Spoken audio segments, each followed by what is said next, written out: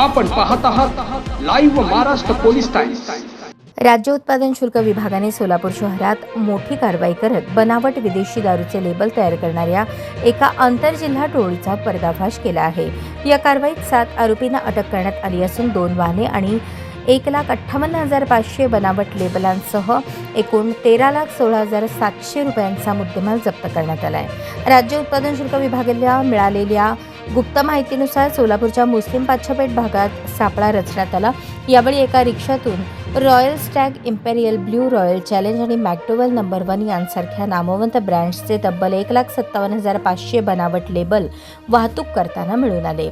या प्रकरणात पोलिसांनी विविध ठिकाणांहून आरोपींना ताब्यात घेतले आहे। यात समीर रशीद आंबेल चिचडे, मुस्लिम पाच्छापेठ सोलापूर, आसिम कासिम बल्लारी, फकरुद्दीन नगर झोपडपट्टी सोलापूर, प्रकाश विठ्ठल चन्ना लेबलांची छपाई करणारा शनिवार पेठ सोलापूर, सोमनाथ बाळासाहेब कदम डिझाईन बनवणारा लातूर, सुलतान मेहबूब पाशा शेख डिझाईन बनवणारा लातूर, महेश बाळासाहेब स्वामी टोळीचा म्होरक्या केज जिल्हा बीड आणि गोविंद लक्ष्मण कांबळे केज जिल्हा बीड यांना अटक करण्यात आली आहे। तपासात असे समोर आले की आरोपी गोवा बनावटीची स्वस्त दारू अवैधपणे महाराष्ट्रात आणत असत। त्यावर सोलापूर आणि लातूरमध्ये छापलेल्या नामांकित कंपन्यांचे बनावट लेबल लावून ती दारू चढ्या दराने महाराष्ट्रात विकली जात होती। त्यामुळे शासनाच्या महसुलाचे मोठे नुकसान होत होते। उत्पादन शुल्क विभागाने सोलापूरच्या MIDC भागातील श्रेया ऑफसेट येथून लेबल छापण्याचे मशीन, डाय मशीन आणि लॅमिनेशन पेपर जप्त केले।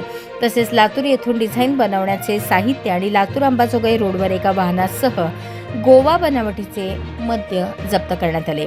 राज्य उत्पादन शुल्क विभागाचे अधीक्षक भाग्यश्री जाधव यांनी नागरिकांना आवाहन केले आहे की मद्य खरेदी करताना केवळ सरकारमान्य दुकानातूनच खरेदी करावे।